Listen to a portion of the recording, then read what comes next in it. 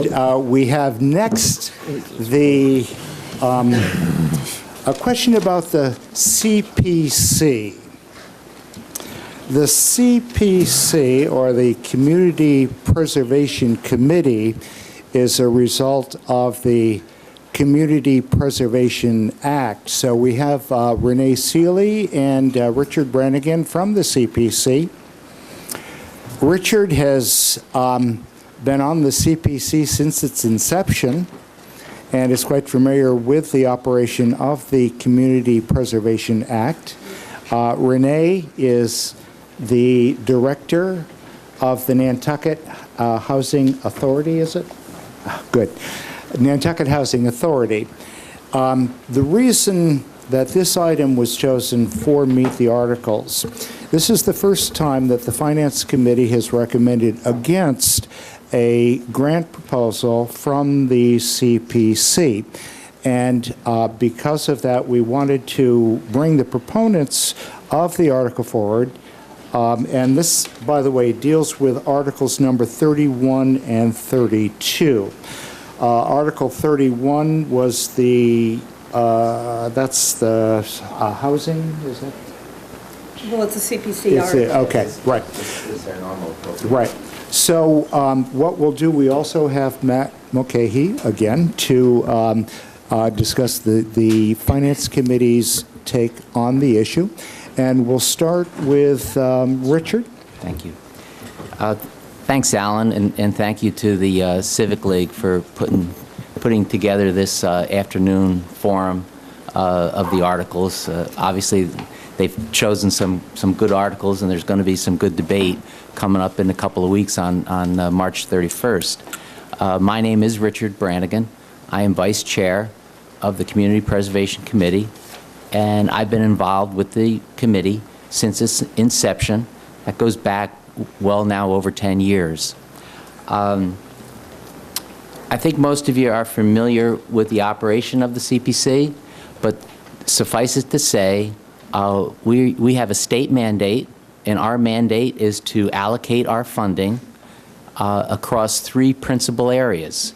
10% is for preservation, 10% is for conservation, and 10% is for affordable housing. And each year we reach out to the community and we solicit proposals along those three disciplines. And this year we received, I'm going to say, I think about 20 proposals requesting about $4 to $5 million in CPC appropriations. This is the second year that this applicant has been before us. Last year, we awarded this application, or this applicant, the Housing Assistance Corporation, around $700,000. The $700,000 was for initial permitting, site study, architectural consultants, and the like. That passed town meeting and passed our muster with virtually no debate. This year, the applicant came before us again for the infrastructure of this project, and this proposal, as I reread the proposal, I would consider this proposal probably the most comprehensive, the most thorough, complete, and experienced applicant that I've ever received and read in any of the categories over the last 10 years. And as I read this again, what further accentuated that this year was their joint collaboration with Habitat for Humanity, in that 4 of the lots of this 40 lot development are going to be donated to Habitat, so that Habitat would have 4 additional lots over the next number of years, so that they could continue to build out 4 more homes. Also, there is a strong commitment as this project goes forward to the local trades. There's a commitment that the local contractors are going to be used as extensively as possible for all phases of this project. Again, that further enhanced this applicant in my eyes. And at the end of the day, as we looked at this, and we realized that this applicant and this project wasn't going to be built in the next 6 months, 18 months, but this was going to be rolled out. And between the next 5 to 10 years, you will end up with the most comprehensive, affordable housing project that I can safely say that this community has ever seen, and it will provide much-needed housing for our next generation, of which to put their roots down and live here and devote their time and energies into this community. And I strongly support this applicant, and I'm hoping that the town will continue to support it as we go forward at town meeting. Thank you. And I'd like to turn over for the nuts and bolts of this project to Renee. Renee is the Nantucket Housing Authority. They are the owner of the site, and she put out the RFP, and she's the one that selected the Housing Assistance Corporation as the developer of the project. Thank you. Okay, Renee? Thank you, Richard. Thank you to the Civic League. Good afternoon to all of you, and thank you for inviting me to come and speak about Satan's Path. The Civic League is, I think, better known as historians, too, of town meeting, but I'm going to go there anyways and bring you up to speed on a little bit of the history of this development site. The Housing Authority was deeded the property in 1985. It was a transfer that was approved at town meeting. And then in the late 90s, as we were doing a lot of housing studies, and the housing studies extended into the 2000s, that the Housing Authority, typically housing authority missions throughout the state, are to only create housing for the very low income. Being Nantucket, being the unique little community that we are, we knew that the income groups that needed more of our attention for housing included beyond just the very low income, that Nantucket was in jeopardy of losing its middle income folks as well. So that being the case, we needed to get special legislation to allow a housing authority to even think about doing a mixed income residential development. And we got that special legislation passed in 2006. And in order to get that legislation passed, we needed town meeting support. And we would go back to town meeting because we would always want a fresh vote for every year it was taken up at the state that showed that this community supports this project and supports this mixed income development, and which you did unanimously, like 4 times I think we've brought this before you. So we're still charging ahead on what you've asked us to do and what we've been proposing. So we finally put our RFP together, again with assistance from CPC to help us hire a consultant because it's a very specialized thing. We put this request for proposal, here it is. It was issued in March of 2010. And there was a lot of interest from developers across the state. And I should add that there were no local developers that responded to our RFP. But we chose the Housing Assistance Corporation of Hyannis, and in large part because they were the most expert in the field. They had 36 years of experience in affordable housing, which again, I just have to repeat myself, that is very specialized. You just can't invite any developer to come in. And it's because affordable housing, to make it possible, you have to approach several sources for subsidies to help you build the housing, because you certainly can't build the houses and then think you're going to turn around and sell them for the prices that we're proposing for this development for low to middle income families.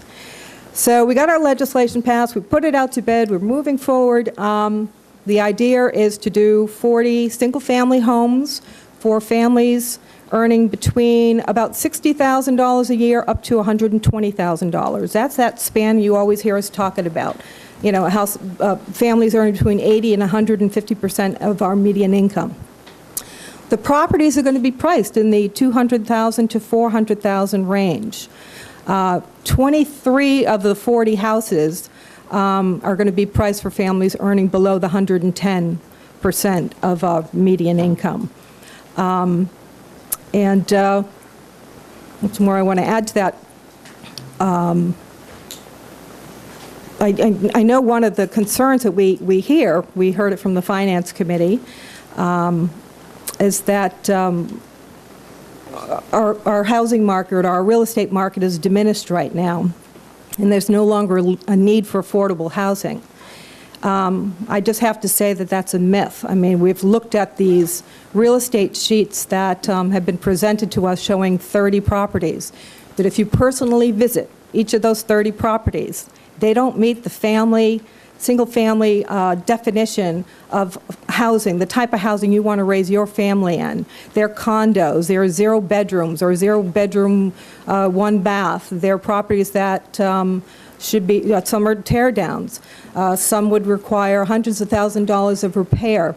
So of that list of 30, I saw 2 houses that kind of meet the standards of what we're proposing, and I hardly say that 2 houses is a glut, and certainly 2 houses on the market should not indicate that we no longer have a demand for affordable housing. You heard Libby say that the median appraised value or assessed value of properties on Nantucket is $1.5 million. The median income on Nantucket, we're talking about our workforce here, is $103,000 a year. That's a huge gap. And to have 2 houses on the market under $400,000, we're not doing our job here. We need to get a better inventory of housing available to families so that they have a home ownership opportunity.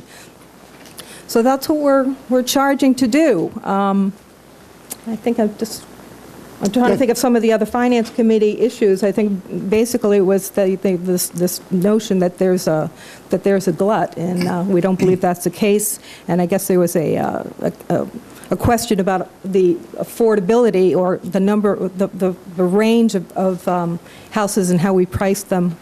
And again, they are all going to be priced under $400,000, and there presently is less than 2 on the market. So I think that we're achieving what we need to do. I would just like to ask Renee, she's probably a little bit more up on this than I, but it might be worthwhile just to have a sense as to how many prospective home buyers that she and Housing Assistance Corporation have spoken to over the last year that would be considered potential home buyers for this project. Do you have a sense on that? We have a bit of a sense. We had a few public forums. In the very first public forum we had, there were over 50 families that showed up, very interested in being homeowners. So I thought that was a pretty good indicator. We haven't been marketing in a big sort of a way because we're presently in the permitting stage, and in order to do an all-out good marketing plan, it's nice to know what your final plan looks like. So we're sort of in that stage right now. Part of what we do and propose, and I say we, I mean the Housing Assistance Corporation, part of what we've asked them to do is you just don't build these houses and put them on the market. What they do is pre-approve any candidate to own a home in this development. So they're pretty much going to know who the buyer is before they even build the house. They do, like, clean up your credit workshops. They do first home-time buyer workshops. You know, they really educate the potential buyer before they just step into this idea of home ownership, because it's a big responsibility. It's a big change. I know you all started off as renters, and you're probably all homeowners in this room. It's a big step, and we're going to help them through that course as well. Thank you. So. Good. Affordable housing has been an issue that we've talked about here on the island for many years, going back to the 80s. And, of course, the planning office has been at the forefront of this. trying to adapt. The whole idea of affordable housing, of course, is to provide housing to stabilize the economy. You want people, firemen, policemen, you want the people who work here to be able to own a house, to be a part of the community. And that, of course, is what's driving this. So we have Matt Mulcahy from the Finance Committee to illuminate us on the Finance Committee's take on these. Thanks, Alan. Boy, affordable housing. It's the whole term means something that who could not be for affordable housing. And we appreciate on the Finance Committee all the hard work that the CPC does and looks into for it. The Finance Committee is not against affordable housing. On the contrary, we support it fully. What we do have questions about are this project. And I think just from listening so far today is that this is a good exercise for you as a voter, the Civic League, and a town meeting voter, to understand what actually your tax dollars are going to be going for affordable housing. And there was a lot of questions that the committee had, some answered, some not. There were a lot of opinions on both sides, pro and con, and at the end of the day, the committee just wasn't sure that this was the right thing right now. The reasons specifically are there was a question of market demand for new housing units. Now, you've heard one side here.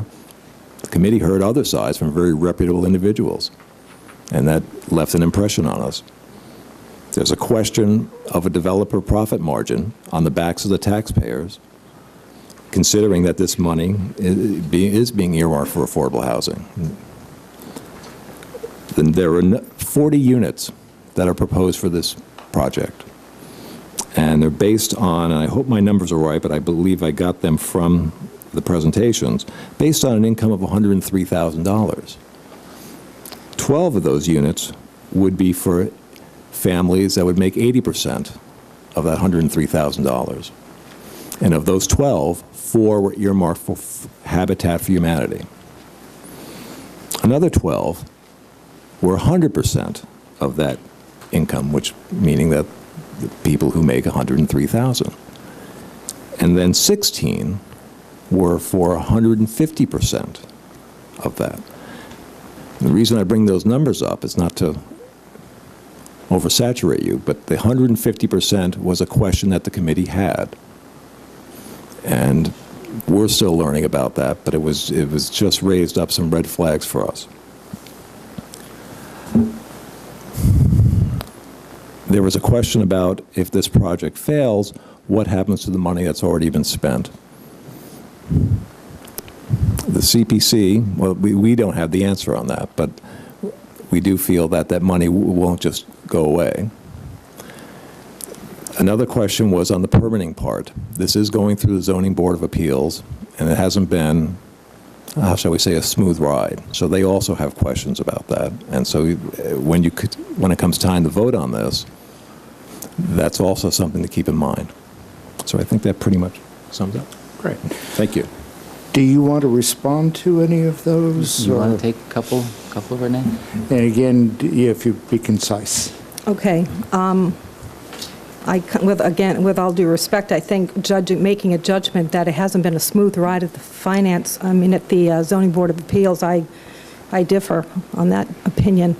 And I don't think that that's should be a matter for the Finance Committee to be judgmental in that way. Getting to the folks that earn up to 150% of median income, that's $120,000 a year. Do you think a person making $120,000 a year can pay the average real estate price of $1.5 million? The answer is no. And that's why we went through the extra effort to get special legislation to widen our scope, to include more people in this community, the right to once be a homeowner and raise a family and provide essential services to this island. We talk about police, we talk about fire, we talk about, just general business owners, school teachers. that's who we're talking about. And if that's affordable housing for the right group, I do believe. Matt is correct. We had a lengthy debate and an opportunity to speak in front of FinCom on multiple occasions, probably totaling about 3 hours. So we had extensive review of our appropriation and specifically about this project on multiple times. And there's no doubt in my mind that this is an affordable housing project for the 40 units. Yes, he's correct. There's 10 to 12 that are under the 80%, and then there's 10 to 12 that are 100%, and then there's 12 to 16 that are 150%. But the max price, and I'm going to say 400,000, maybe it's 500,000. 400,000. So the max price at the highest end is 500,000, and that's because we, the community, the CPC, has put forth this initial endeavor of the permitting, and then the secondary endeavor for the infrastructure. So if you've got 40 new units at that price range, with a home, with a backyard, with open space, to a maximum price of 400,000 plus, on this island, that's affordable for that next generation. And I think that's a major consideration. Thank you. Great, thank you. This is, again, an issue that we'll have an opportunity to discuss on the floor of town meeting. And unfortunately, we're coming up against a time limit here, and I want to allow ample time for Andrew and Leslie to discuss some of the zoning issues. So we will leave it at there. If you would like more information on affordable housing, if you look in this week's Inquirer and Mirror, you'll find a letter to the editor, and you'll also find an op-ed piece that deals with affordable housing. So again, if you have thoughts on affordable housing, be there at town meeting, and you'll get the full discussion. Can I add one more thing, if you don't mind? Of course, Matt. And this ties into Article 32. I want to make clear, the Finance Committee made a recommendation in Article 32, which is for the Nobodere Farm playing fields. That has been a CPC project for the past few years, and this year, and Rich, you can jump in after this, the committee wanted to go ahead and put an artificial field there and bond that field for 10 years, which means borrow the money and pay it off over 10 years. And for those 10 years, a certain amount would be allocated from the CPC funds that came from the state. There is some question of legality that is still being worked out with town bond counsel. The Finance Committee did vote not to adopt that article, but put in a motion to allocate $990,000 from the money that was taken out of Station Pass, if you as a voter approve that, to go toward the playing fields. Now, the reason I want to bring that up is that that motion will be null and void unless the CPC were to act favorably on it before the end of town meeting. And I think that's something that the voters should be aware of. And Rich, if you want to comment. Thanks, Matt. I certainly appreciate FinCom's support of the playing fields. We do have an appropriation in Article 31 that will help support those playing fields. And the CPC obviously endorses and supports the completion of that project, because that is going to be a wonderful project for the entire community, not just the youth, but the entire community that we're all going to be proud of. There's two considerations here regarding Article 32. The CPC vote to put forth Article 32 was the support of this third field, the synthetic field, was specifically via a bonding source. The bonding source is the revenue source. So if we don't have the bonding, then there's no revenue to do Article 32 for this field. So that would then indicate to the Park and Rec that they would have to come forth to us next year and apply for a grant. We just wanted to put forth Article 32 independently, and the CPC voted that the revenue source was going to be a bonding source, and we're still waiting for bond counsel to answer whether we can do a bond. And they have taken right now a conservative view regarding the ownership of the property. We have supplied them with materials, and we're hoping that town council, with bond counsel, that they will change their view.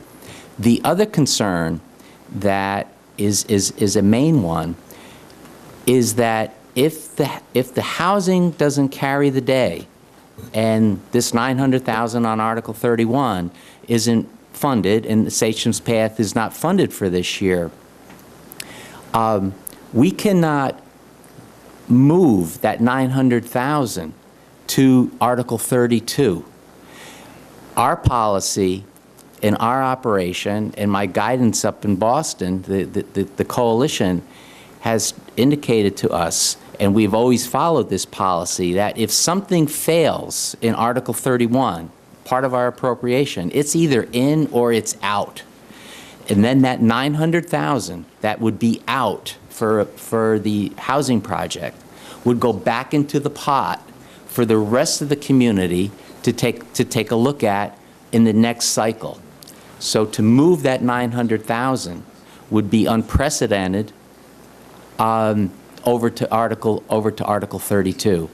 So that's where we are. There's multiple issues, and those are the two main issues as it relates to 32 and funding 32.